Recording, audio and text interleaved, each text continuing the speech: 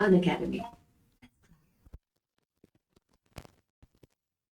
द्वारा Tehri hydro power development corporation of India limited के साथ में 13,000 करोड़ के हाइड्रो पावर प्रोजेक्ट कलाई 2 हाइड्रो पावर प्रोजेक्ट जो कि 1200 मेगावाट का होगा, इसके लिए एक एग्रीमेंट साइन कर दिया है, जिसके बाद अब THDCIL कलाई 2 हाइड्रो पावर प्रोजेक्ट को डेवलप करेगा। इतना ही नहीं, अगस्त के महीने में अरुणाचल प्रदेश की सरकार द्वारा 12 और हाइड्रो पावर प्रोजेक्ट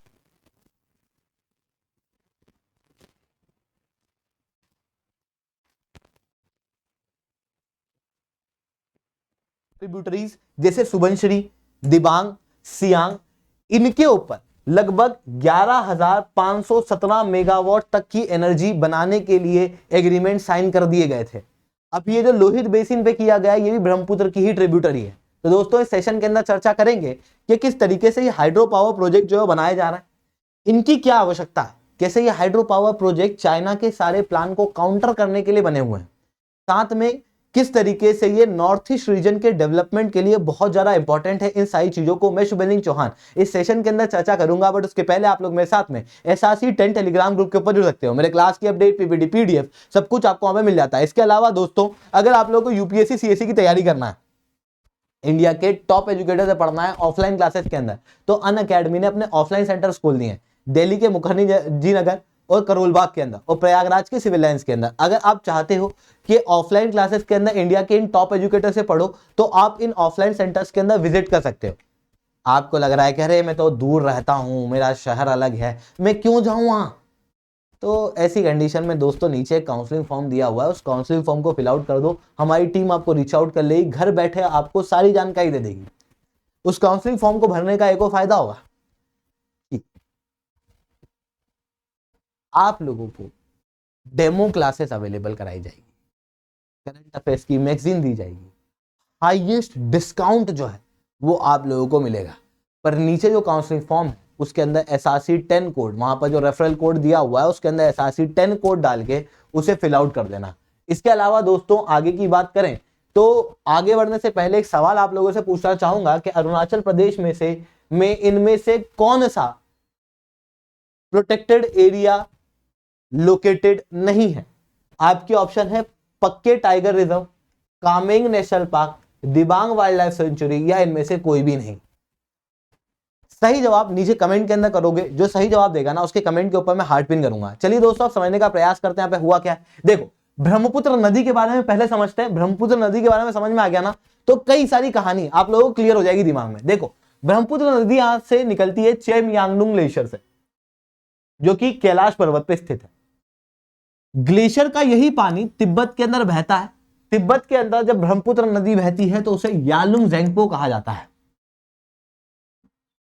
ये जो ग्लेशियर है ये मेनली गर्मी के समय में पिघलता है, जिसके कारण से गर्मी के समय पानी का मेन सोर्स ब्रह्मपुत्र का यही ग्लेशियर होता है, यानी कि तिब्बत की स्ट्रीम्स होती हैं। फिर तिब्बत के अंदर ये नदी चलती है यालुंग जेंगपो नाम से। फिर उसके बाद में ग्रेट कैनियन से ये अचानक से यू टर्न ले लेती है और इंडिया में एंटर कर जाती है नामचा बरवा के पास में से। और शुरुआत में अरुणाचल प्रदेश में इसी नदी को सियांग कहा जाता है। फिर उसके बाद फांसी घाट के बाद ये नदी बहुत बड़ी हो जाती है, क्योंकि आसपास की सारी ट्रिब्यूटरीज का पानी जो है वो ब्रह्मपुत्र नदी के अंदर मिल जाता है, जिसके कारण से माना जाता है कि इस रीजन के अंदर लगभग 10 किलोमीटर चौड़ी हो जाती है नदी, और यही नदी ब्रह्मपुत्र कहलाती है। यही ब्रह्मपुत्र आगे चलती है और फिर बांग्लादेश के अंदर जाती है। बांग्लादेश के अंदर इसे जमुना कहा जाता है। उधर से गंगा आती है जिसे बांग्लादेश के अंदर पद्मा कहा जाता है। ये दोनों मिलकर मेघना बना लेती है। अब आप यहां पर पूरा कॉन्सेप्ट समझना। कॉन्सेप्ट क्या है? कॉन्सेप्ट ये है कि गर्मी के समय पे पानी का मेन सोर्स है तिब्बत, पर बारिश के समय होता यह है कि मॉनसून नॉर्थ ईस्ट के एरिया के अंदर बहुत खतरनाक आता है। बहुत ज्यादा रेनफॉल यहां पर होती है, 250 से ज्यादा की रेनफॉल यहां पर हम लोगों को देखने को मिलती है। ऐसी कंडीशन के अंदर वो सारा पानी अलग अलग बेसिन में मिलके ब्रह्मपुत्र में ही आता है। आसपास की सारी ट्रिब्यूटरीज का पानी ब्रह्मपुत्र में आता है, क्योंकि ब्रह्मपुत्र की वैली सबसे नीचे है, जिसके कारण से बारिश के समय पर पानी का मेन सोर्स इंडिया ही है। और बारिश के समय या फिर जब काल बैसाखी आती है उस समय पर आसाम के अंदर बाढ़ आती है, इन्हीं कारणों से, जिसकी वजह से कई सारे लोगों की डेथ हम लोगों को देखने को मिलती है, कई सारे लोगों के घर उजड़ते हैं। ब्रह्मपुत्र की ये ट्रिब्यूटरीज हैं जिनसे पानी ब्रह्मपुत्र के अंदर मिलता है, और ये कुछ इमेजेस हैं जो आसाम के बाढ़ की है। तो लगभग हर साल आसाम में ये बाढ़ आती हुई दिखाई देती है, कई बार ग्रेव हो जाती है तो कई बार कम रहती है, पर हर साल आसाम में बाढ़ आती है। यह है पहली दिक्कत। दूसरी दिक्कत, चाइना। चाइना क्या कर रहा है, ब्रह्मपुत्र नदी के जस्ट पास में, जब ये भारत में एंटर करती है ना, जस्ट पास में कई सारे सुपर डैम बना रहा है, जैसे मेडोंग सुपर डैम, इधर भी आप देख सकते हो कई सारे डैम। इस डैम के जरिए क्या करेगा चाइना, चाइना यहां पर गर्मी के समय पानी को रोकेगा। जब तिब्बत से पानी आता है तो भारत के अंदर सूखे पड़ने की स्थिति होगी। फिर जब बारिश का समय आएगा, जब ऑलरेडी बाढ़ आई रहेगी भारत में, उस समय पे हो सकता है चाइना जो है पानी छोड़ दे, जिसके कारण से भारत के अंदर बाढ़ की स्थिति उत्पन्न हो सकती है। चाइना के साथ में कोई वाटर शेयरिंग एग्रीमेंट भी नहीं है ब्रह्मपुत्र को लेकर। ऐसी कंडीशन में चाइना बिल्कुल से इन वाटर पावर प्रोजेक्ट का यूज कर सकता है भारत के खिलाफ हथियार के रूप में। ऐसी कंडीशन में भारत को भी इन चीजों के लिए तैयार रहना पड़ेगा।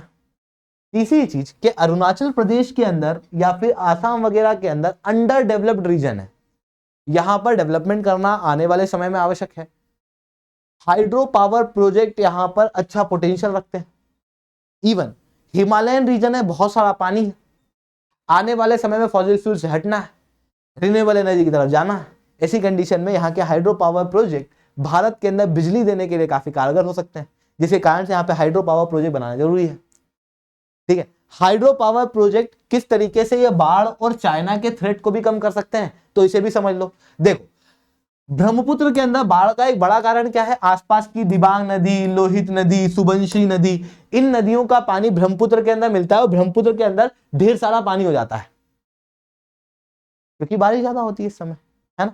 तो क्यों ना हम लोग इन नदियों के ऊपर डैम बना दें, यहाँ पर सियांग के ऊपर, लोहित के ऊपर, इवन ब्रह्मपुत्र के ऊपर। ऐसी कंडीशन में जब ज्यादा पानी ब्रह्मपुत्र में हो जाए, बाढ़ की स्थिति हो जाए, तो पानी को वहीं रोक दिया जाए, जिसके कारण से बाढ़ ब्रह्मपुत्र में ना आए। और फिर जब ब्रह्मपुत्र के अंदर पानी कम हो जाए, उस समय पर धीरे धीरे करके पानी छोड़ दिया जाए, तो ब्रह्मपुत्र के अंदर बाढ़ की स्थिति भी नहीं होगी और सूखे की स्थिति भी कम पड़ेगी। इतना ही नहीं, ऊपर जो चाइना है, चाइना क्या कर रहा है, मैंने बताया चाइना गर्मी के समय पर अपना पानी रोक लेगा और फिर बारिश के समय छोड़ देगा।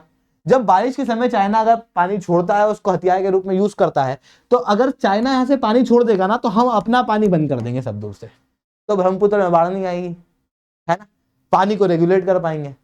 फिर जब गर्मी के समय पे चाइना पानी रोकेगा, तो हम लोगों के पास में तो ऑलरेडी पानी स्टोर है, हम लोग उसका प्रयोग कर लेंगे। तो ये पूरी स्ट्रेटेजी जो है वो तैयार की जा रही है चाइना के खिलाफ, साथ में भारत के खुद के डेवलपमेंट के लिए भी, नॉर्थ ईस्ट के डेवलपमेंट के लिए भी, जिसके कारण से ये हाइड्रो पावर प्रोजेक्ट के लिए लगातार अरुणाचल की सरकार साइन कर रही है एमओयू पर। यहां पर कुछ कंसर्न भी आते हैं। देखो, अरुणाचल प्रदेश के अंदर कई सारे ट्राइबल लोग रहते हैं। आपने कई बार सुना होगा कि किसी डैम को बनाने के लिए या किसी हाइड्रो पावर प्रोजेक्ट को बनाने के लिए ट्राइबल लोगों को डिस्प्लेस कर दिया गया, उनको ठीक से रिहेबिलिटेट नहीं किया गया। ये कंसर्न अरुणाचल प्रदेश के अंदर भी आने वाले समय में उभर के आ सकते हैं।